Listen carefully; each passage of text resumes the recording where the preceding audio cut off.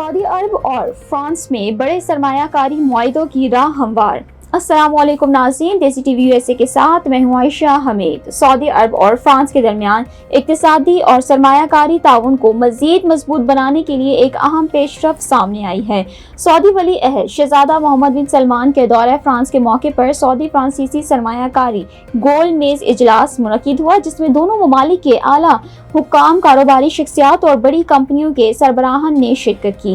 ये इजलास सऊदी वज़ारत सरमायाकारी की जानिब से मुनक्किद किया गया, जिसमें दोनों ममालिक के दरमियान मुस्तकबिल की सरमायाकारी और इक्तिसादी ताउन के इम्कानात पर तफसीली बातचीत हुई।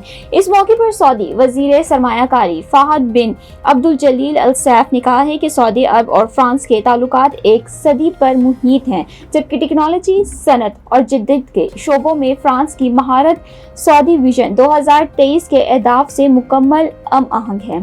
सऊदी वज़ीर के मुताबिक सऊदी अरब में फ्रांसीसी बराह रास्त गैर मुल्की सरमायाकारी का हजम 2024 में 16.3 अरब यूरो तक पहुंच गया, जो कि गुज़िश्ता 5 बरस के दौरान तकरीबन दुगना हुआ है।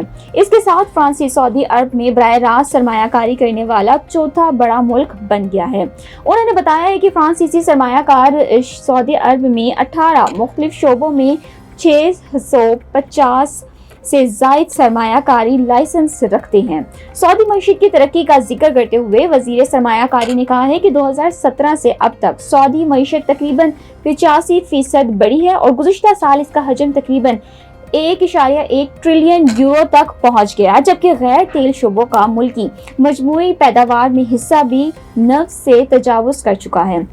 उन्होंने मजीद बताया कि 2026 की पहली छमाही में सऊदी अरब में बराह रास्त गैर मुल्की सरमायाकारी तकरीबन 6.1 अरब यूरो रही, जो गुज़िश्ता साल के इसी अरसे के मुकाबले में 2.4% ज़्यादा है।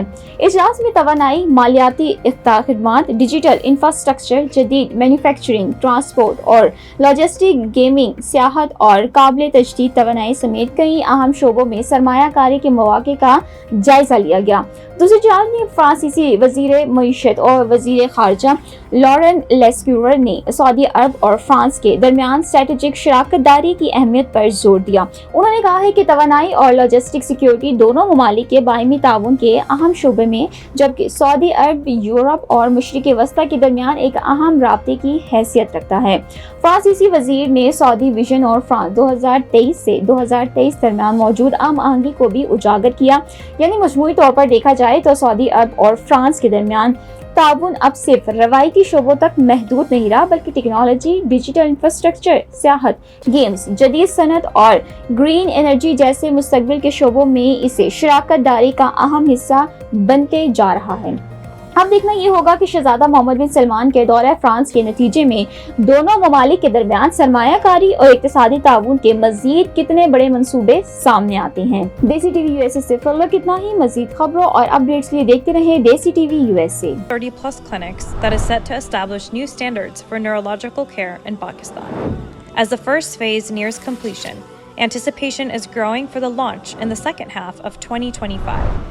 Give zakat and sadaqah through Helping Hand USA today and join this historic endeavor to redefine future healthcare in Pakistan.